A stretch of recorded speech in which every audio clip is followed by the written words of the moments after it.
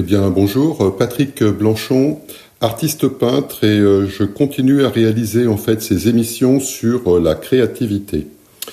Donc je sais plus à combien d'émissions je suis, mais ça commence à faire un bon paquet. Donc si tu veux pas perdre trop de distance, je te conseille moi de t'abonner tout de suite et d'appuyer sur la cloche, comme ça, si ça t'intéresse, bien sûr, tu recevras la suite des émissions et tu pourras rester dans la course. Alors aujourd'hui, j'ai envie de parler d'un cas concret, un petit peu en lien avec... il faut que j'arrête de dire un petit peu, parce que là, ça suffit comme ça. Donc, en lien avec un petit peu l'actualité, je peux pas m'en empêcher. C'est plus fort que moi, comme on dit.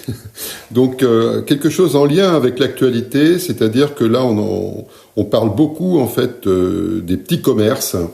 Tout le monde pleure parce que en fait les petits commerces peuvent plus fonctionner, et c'est vrai que c'est dommage pour eux parce que à côté des grandes surfaces qui elles fleurissent, les petits commerces se cassent tous la gueule.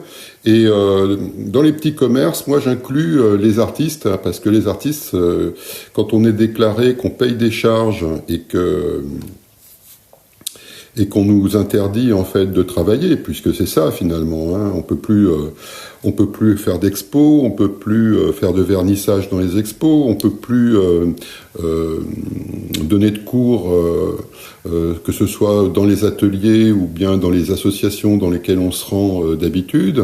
Bref, il y a un gros problème en ce moment sur la manière dont on essaye de juguler en fait ce virus. Après, ça m'appartient pas à moi d'en juger parce que je suis pas suffisamment compétent pour comprendre en fait tous les tenants et les aboutissants de cette affaire. Mais je pense quand même que tout ça est orienté avec une partie du cerveau qui est pas forcément la bonne. Tu sais que dans le cerveau, on a deux hémisphères. On a l'hémisphère gauche, qui sert donc au raisonnement, à la logique, aux mathématiques. Alors plutôt d'aspect masculin, si tu veux. Si on pouvait un petit peu symboliser, le cerveau gauche, c'est l'homme, c'est la masculinité, et puis en général, le cerveau droit, en fait, c'est la femme, c'est-à-dire tout ce qui est intuition, tout ce qui est rêverie, tout ce qui est imaginaire, tout ce qui est aussi holistique, c'est-à-dire la pensée un peu spirituelle, mystique, etc. Bref, tout ce qui n'est pas vraiment privilégié à notre époque. Et on comprend d'ailleurs pourquoi les artistes ne sont pas privilégiés dans cette histoire de confinement. C'est que on considère en fait qu'ils sont peanuts et qu'ils servent à rien, que la culture, en fin de compte, ça sert pas à grand chose. Ce qui est important, c'est de faire tourner en fait ce qu'on appelle l'économie, mais l'économie sans l'art et sans la culture, je vois pas tellement comment elle pourrait tourner, parce que quand même elle est aussi constituée de ça, et je pense que c'est une erreur stratégique en fait de mettre de côté en fait cette culture comme ça en privilégiant je ne sais quoi d'ailleurs. Voilà. Donc c'était un petit coup de gueule comme ça en passant, et ça me permet aussi d'introduire un petit texte que j'ai écrit ce matin. Alors faut que j'arrête de dire un petit aussi, parce que je le dis souvent. Donc un texte que j'ai écrit ce matin concernant en fait un cas concret sur la créativité. C'est-à-dire que hier, j'avais un objectif, si tu veux, qui conduisait ma journée. Comme je suis un petit peu privé de tout au niveau des relations avec mes élèves en ce moment, surtout, ça me prive beaucoup, ça. Il faut que je fasse en fait des formations à distance, que je fasse des textes, des vidéos, quelque chose qui les aide un petit peu à pas rester en roue libre tout seul. Donc du coup, je pense pas mal à ça en ce moment, et j'ai commencé. Donc bientôt, mes élèves vont pas tarder à recevoir tout ça. Et donc, pour pouvoir nourrir en fait tous ces petits exercices, en fait, j'ai repensé à à pas mal de choses. J'ai trié mes notes, hein, voilà. Et donc, en triant mes notes, je me suis aperçu que c'était un bordel déjà pas possible. J'y reviens pas souvent, en fait, dans certaines parties de ces notes. Tu vois, c'est des carnets que j'ai et c'est rédigé d'une manière linéaire. C'est-à-dire que c'est des citations, c'est des exemples, c'est des choses comme ça qui sont les uns sous les autres. Et donc, c'est très, très, très emmerdant, en fait, à déchiffrer et puis à formater également, de manière à le présenter d'une manière sympa. Donc du coup, j'étais là-dedans en train de trier, puis j'avais retrouvé des notes, tu sais, sur les Aztèques, et puis j'avais des petits dessins en fait que j'avais pris en fait à partir de codex qui ont été réalisés au XVIe siècle, à mon avis, par des moines espagnols, et au Mexique pendant la colonisation en fait du Mexique, et du coup. J'ai regardé ces petits dessins, etc. Après, j'ai été sur Internet parce que ça m'a mis la puce à l'oreille et puis je suis allé sur Internet pour en voir d'autres, hein, parce que j'avais pas évidemment tout dessiné de ces différents codex. Je crois que tu as 2 codex principaux qui sont le codex Magliabeche et un autre qui s'appelle le codex Borbonicus. Borbonicus parce qu'il a été longtemps conservé au Palais Bourbon, d'ailleurs, à Paris. Alors, donc, du coup, je vais sur Internet, je regarde, et puis je découvre plein de magnifiques dessins que j'avais complètement oubliés sur les divinités aztèques, et c'est vraiment innombrable. Il y en a un paquet, mais extraordinaire. Et les Aztèques, qui gouvernaient une grande partie du territoire à l'époque, absorbait en fait toutes les divinités périphériques, c'est-à-dire que si tu appartenais à une tribu en dehors en fait de l'empire aztèque, c'était pas un problème. Les Aztèques allaient récupérer ta divinité et puis ils allaient l'intégrer à leur panthéon assez facilement. Et ces dessins en fait sont magnifiques déjà parce qu'ils sont très colorés. Il y a une organisation en fait de leur structure est assez particulière. Et tout est divisé, si tu veux, tout est compartimenté. Et en fait, c'est parce que chaque divinité n'est pas un personnage en lui-même, si tu veux, mais plutôt une espèce de galaxie de compétences, d'une force ou de plusieurs forces qui se seraient rassemblées pour créer ce type de personnage. Et du coup, c'est représenté graphiquement par des séparations. Le visage, par exemple, est divisé en plusieurs parties. La coiffe est composée de plein de choses différentes. Et du coup, tu comprends, en fait, que cette culture-là avait compris beaucoup de choses sur la communication visuelle, en fait. Donc il y avait toute une codification qui sans doute était partagée aussi par le public, par le peuple. Et du coup, ça fonctionnait pas avec de l'écrit, ça fonctionnait avec de l'image. Et je pense qu'il y a eu plusieurs fois dans l'histoire de l'humanité, en fait, une inversion des pôles, c'est-à-dire une inversion de la prédominance d'un cerveau ou d'un hémisphère cérébral par rapport à l'autre. Et il est fort possible qu'à l'époque aztèque, c'était plutôt le cerveau droit, donc le cerveau de la créativité, le cerveau de l'imagination, qui prévalait en fait sur le cerveau gauche, plus rationnel. Alors nous, en Occident, on a certainement aussi baigné plusieurs fois dans ces différentes prépondérance d'un cerveau sur l'autre. Je pense que il y a peut-être des troncs communs même à certains moments, mais quand tu regardes quand même les Aztèques, les Égyptiens, les Chinois, quand tu regardes en fait cet aspect visuel pour communiquer, il y a quelque chose d'assez impressionnant qui moi me frappe. Le livre, si tu veux, c'est quelque chose de tardif et la pensée linéaire, peut-être aussi, est quelque chose de tardif dans notre ère. Hein. Je parle de notre ère, parce qu'après, il y a peut-être eu d'autres ères qu'on ignore. Il y a très très très longtemps de ça, et peut-être que c'était aussi des alternances, en fait, de cerveau gauche, cerveau droit, etc. Voilà, donc... du coup, en regardant, en fait, ces images de l'iconographie aztèque, j'ai eu cette idée aussi de rapprocher ça du mind mapping, c'est-à-dire en fait, tu sais, ce qu'on appelle les cartes heuristiques ou les cartes mentales.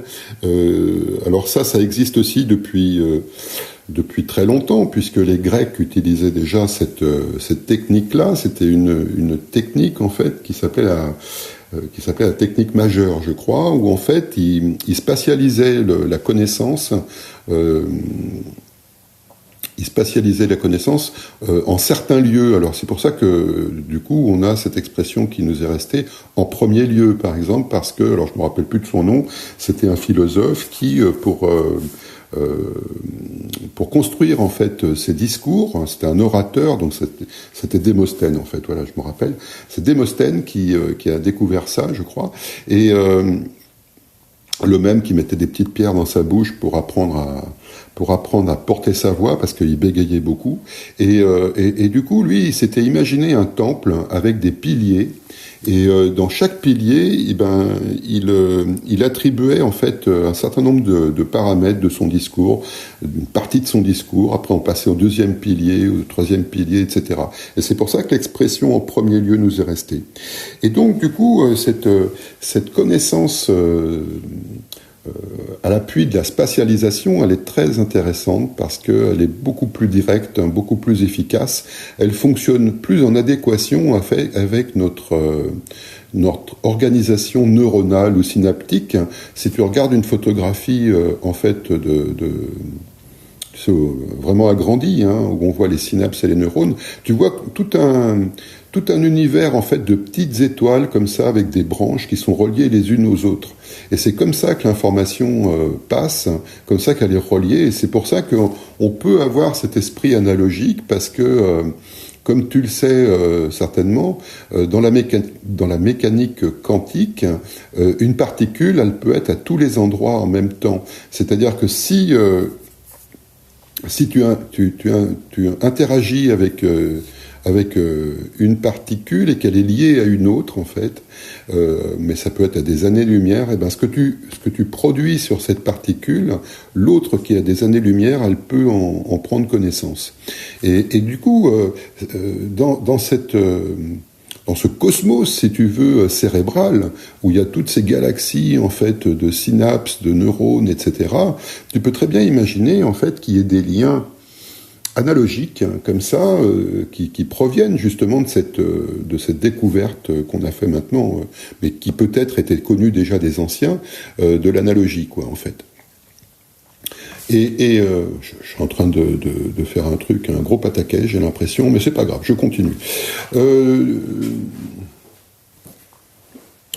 Donc du coup, je me dis, tiens, je vais revisiter un petit peu cette histoire de mind mapping.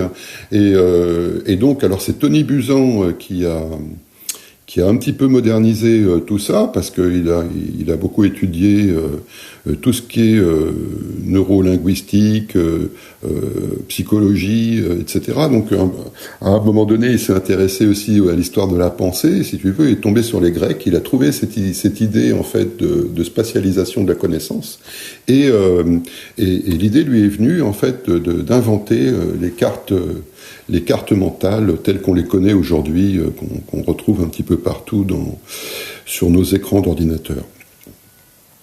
Il y a même des logiciels maintenant qui permettent de les faire très facilement, parce que chaque branche en fait se développe, et tu peux avoir des dizaines de branches encore que tu ne vois pas au premier regard, qui peuvent se développer. Donc, outil très intéressant. Alors, tu peux faire ça sur une grande feuille de papier si tu as une préoccupation particulière. C'est très, très efficace. Par exemple, si tu prends des cours de dessin, si tu as envie de progresser en dessin, par exemple, tu peux mettre le mot dessin au milieu de la page, tu la mets dans un petit nuage, ou alors tu fais un petit dessin, tiens, pourquoi pas, quelque chose... en fait, il faut que ça te marque l'esprit, que ce mot soit vraiment en relief, de manière à ce que tu comprennes que c'est le sujet principal, en fait, de cette carte mentale. Et ensuite, tu vas pouvoir faire des grosses branches, en fait, qui vont partir, en fait, de ce nuage central, et tu vas pouvoir organiser, en fait, ta pensée ou ta recherche d'idées à partir de ça. Et après, ça peut aller à l'infini, tu vois, tu peux l'utiliser pour prendre des notes, Voilà, du coup, un outil formidable pour mieux prendre des notes, par exemple, et puis pouvoir les visualiser, en fait, surtout, et s'en servir sans être obligé de lire je ne sais pas combien de pages, sans être obligé de revenir en arrière, etc.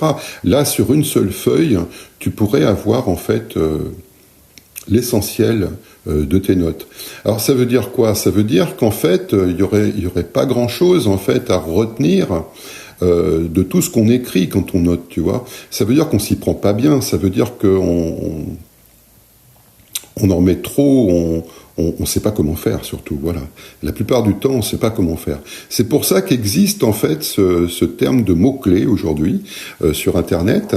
Alors, je pense pas que ça soit depuis Internet, mais enfin, ça s'est accéléré avec Internet. C'est-à-dire que finalement, quand tu analyses un bouquin, quand tu analyses des notes, etc., tu as peut-être que 10% en fait de contenu essentiel. Tu vois ce que je veux dire? C'est fou, quoi, mais ça veut dire que tu as passé un temps dingue à écrire un livre, tu as passé un temps dingue à prendre des notes, mais il n'y a que 10% finalement qui sont essentiels.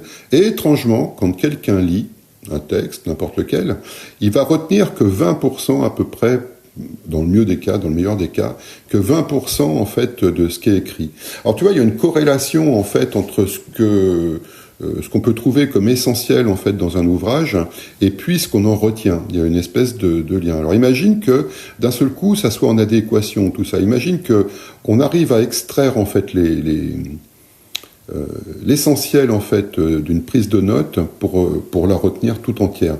Si par exemple tu extrais que 10% en fait de toutes les notes rédigées de manière linéaire pour en faire en fait des mots clés, des mots, tu vois, et que tu les places sur une carte heuristique, eh ben tu vas la retenir, tu vas tout retenir, ça sera impeccable.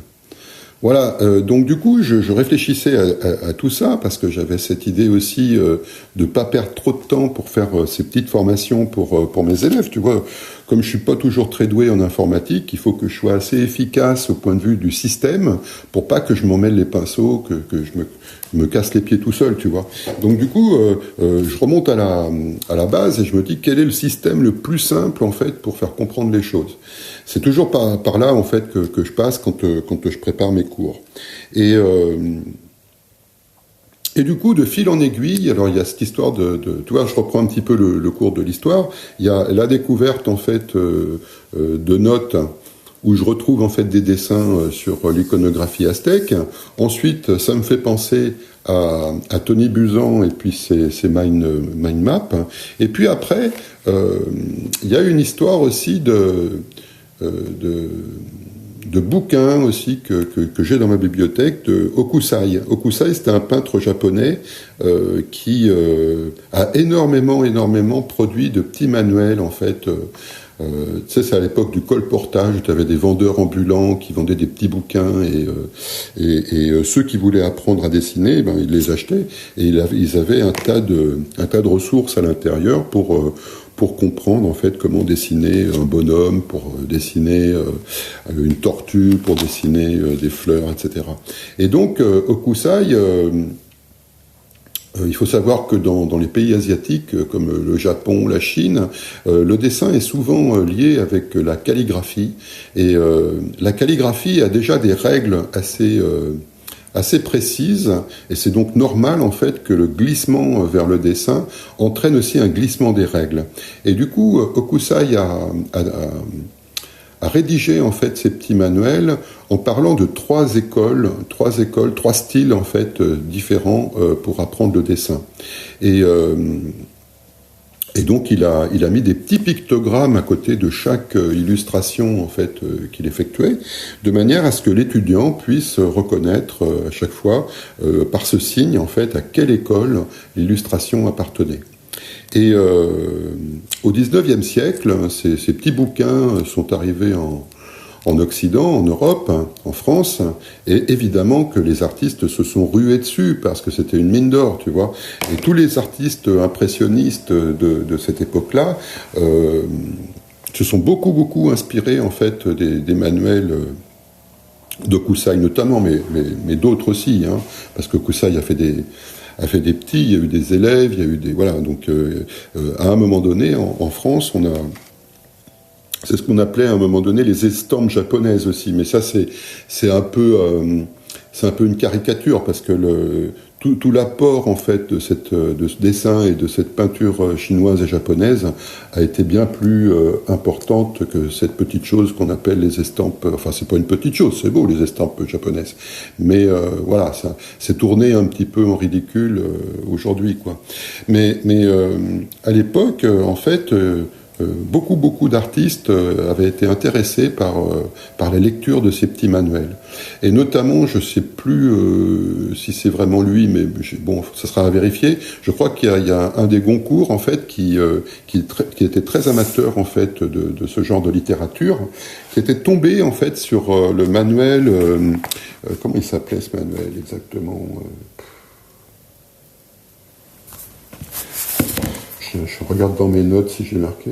Ça s'appelle le manuel de dessin en 3 styles, hein, tu vois. Et donc il a regardé le bouquin et là il est tombé par terre, quoi, parce qu'il s'est dit mais quel bordel, on n'y comprend rien, tout est mélangé, voilà. Et parce que en fait tous les dessins sont un petit peu mis dans tous les sens, hein, t'as l'impression de ça, et tous les pictogrammes sont mélangés, tu vois. Il se plaint en fait, alors Goncourt, hein, je sais plus si c'est le nom de Goncourt. Il se plaint en fait que ça soit pas ordonné correctement. Évidemment, on est en France, esprit rationnel. Donc cerveau gauche à fond, pays des Lumières en plus, attention, donc la lumière de la raison, et du coup on comprend pas en fait ce désordre dans lequel a été rédigé ce manuel. Et en fait, on est en plein, si tu veux, dans le conflit cerveau gauche, cerveau droit, parce que Hokusai était un petit malin, et au lieu de faire quelque chose de logique, comme on aurait pu s'y attendre, non, il a tout mélangé, de manière à ce que l'étudiant puisse porter une attention encore plus aiguë aux pictogrammes en fait qu'il a installés à côté de chaque illustration. S'il les avait mises les unes après les autres, ces 3 écoles en fait de dessin, ça aurait été une forme de paresse en fait de les dessiner les uns après les autres et puis d'empiler les connaissances comme on empile des notes de manière linéaire. En les mettant en désordre comme ça, l'étudiant est obligé de faire un effort visuel pour reconnaître en fait chaque école de dessin dans la pagaille du bouquin en général. Et ça, je trouve que c'est génial. Voilà. Alors là-dessus, comme j'étais sur Kusai, m'est remonté en fait des souvenirs sur l'écriture chinoise aussi. Tu vois, quand je disais que la calligraphie était liée en fait au dessin. Et donc tu sais qu'il y a aussi des règles pour écrire le chinois, pour écrire chaque caractère chinois, qui sont aussi bien posées. C'est-à-dire que tu écris pas n'importe comment. Tu vois, bon, en France, si tu veux, quand tu écris de gauche à droite, mais tu fais pas tellement attention. Enfin, c'est logique, tu vois, voilà.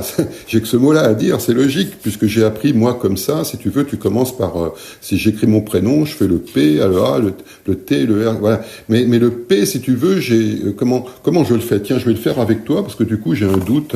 Quand je fais le P, j'ai une verticale que je fais en premier, et après une courbe. Bah, si, il y a aussi une règle, si tu veux, que j'ai dû apprendre de manière implicite, voilà. Mais il y en a pas tant, à mon sens, qu'il y en a en chinois. En chinois, c'est très codifié et quand tu regardes des caractères les plus complexes du chinois, qui est le biang, tu as l'impression de retomber, écoute, sur une image en fait de l'iconographie aztèque, à part qu'elle est en noir et blanc, mais au niveau de la complexité, de l'organisation en fait des traits, etc., t'as l'impression de la même chose. Et je vais plus loin, t'as l'impression de te retrouver face à une mind map aussi, tu vois, une carte heuristique.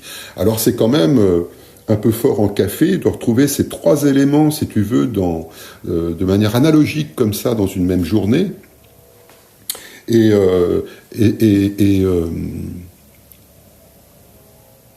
Et pour finir là-dessus, si tu veux, c'est que en creusant encore un petit peu, tu vois, je retombe sur un souvenir en fait d'enfance très très lointain, si tu veux, où j'étais, alors je sais plus si j'étais en maternelle ou en primaire, où on nous faisait écouter en fait je sais plus comment ça s'appelle. Pierre et le loup, tu sais, c'est cette histoire en fait qui est racontée en musique, hein, où chaque instrument en fait emprunte en fait un personnage.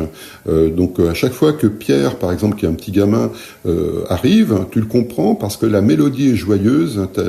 Tu retrouves en fait, tu reconnais à chaque fois la mélodie et tu peux t'imaginer en fait le petit garçon qui surgit à un moment donné de l'histoire. Après, c'est le hautbois qui peut prendre le relais pour un autre type de personnage. Je me rappelle plus lequel, mais si tu as l'occasion d'écouter Pierre et le loup, de le faire écouter à des enfants, à tes enfants si tu en as d'ailleurs, en bas âge, tu vas voir, c'est assez extraordinaire parce que, peut-être que tu l'as déjà fait d'ailleurs, mais les gamins arrivent à s'inventer complètement l'histoire à partir de quoi finalement? À partir du narrateur qui raconte en fait l'histoire et puis de la musique, mais à aucun moment t'as d'image, tu vois, pour des gamins c'est quand même assez extraordinaire. Et du coup, on visualise tout à fait cette histoire de Pierre et le loup quand on est gamin sans avoir besoin d'images. Et à mon avis, c'est encore une fonctionnalité en fait du cerveau droit de pouvoir comme ça interpréter les choses à partir de sons, à partir d'une récurrence ou de plusieurs récurrences, tu vois. Voilà ce que j'avais à dire pour te donner un petit peu un cas concret sur la manière dont je peux réfléchir, moi, quand je suis en pleine créativité. Je sais pas si ça va t'apporter de l'eau à ton moulin, mais cette histoire de carte heuristique, elle est quand même assez intéressante pour, si t'es peintre, tu peux l'utiliser pour plein de choses, par exemple. Si tu veux, par exemple, travailler une palette de couleurs, tu peux très bien partir de la même manière, avec des branches comme ça, pour avoir d'un côté les couleurs chaudes, d'un côté les couleurs froides. Qu'est-ce que tu as mis comme quantité en fait de pigments tu vois, tu fais des branches comme ça et puis à chaque fois tu nourris chaque branche de plein d'éléments, enfin pas de plein d'éléments, d'un élément. Après ça peut te faire aller sur une autre branche pour avoir d'autres idées, etc. Donc ça c'est pour la création d'une palette de couleurs par exemple, tu vois, déjà ça peut être assez complexe. Et puis si tu es en manque d'idées pour la peinture, hein, alors là je te parle pas d'une peinture telle que j'en parle généralement, qui est un peu une peinture mystique, mais si tu veux simplement, par exemple, faire du paysage, du portrait ou quoi que ce soit d'autre, tu peux très bien mettre ce mot-clé, si tu veux, en plein centre d'une grande feuille de papier, et puis tu dis, par exemple, paysage. Alors, paysage, première branche, ça peut être des paysages de campagne. D'accord ? Ça, c'est une branche maîtresse, par exemple. Tu peux faire dans cette branche maîtresse, donc paysage de campagne, tu peux avoir des paysages avec de la forêt, des paysages avec de la montagne.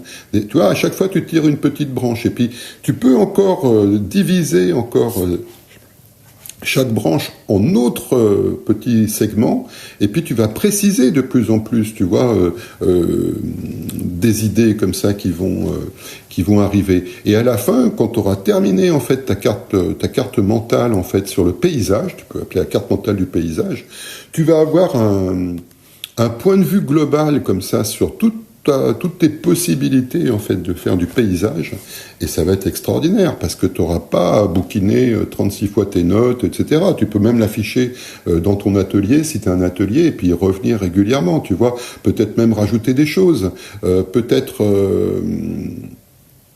faire un zoom sur une partie, refaire une carte mentale sur une autre partie, ou alors ce qui était une idée secondaire va devenir l'idée principale, et redévelopper comme ça plusieurs branches à partir de cette idée principale. Tu vois tout ce qui est possible de faire en fait avec cette carte mentale, avec cette histoire visuelle, en mettant de la couleur. Faut pas oublier de mettre de la couleur dans les cartes mentales, parce que ça aide énormément. Je pense que beaucoup d'informations passent par cette couleur, plus que par les mots d'ailleurs, que tu peux inscrire dessus. C'est-à-dire la couleur, elle capte ton attention, et quand ton attention est captée, la mémoire fonctionne 10 fois mieux, quoi. Voilà ce que j'avais à te dire pour aujourd'hui. J'espère que ça t'a intéressé. N'oublie pas de t'abonner, appuyer sur la cloche et puis mets-moi des commentaires parce que franchement, moi, ça m'intéresse de savoir aussi comment toi tu t'y prends éventuellement dans ton processus créatif. Si ce que je t'ai raconté aujourd'hui, soit tu me prends pour un dingo complet, ou alors t'as peut-être une piste de réflexion là-dessus. Vas-y, ne te gêne pas. Je te souhaite une bonne journée. Salut.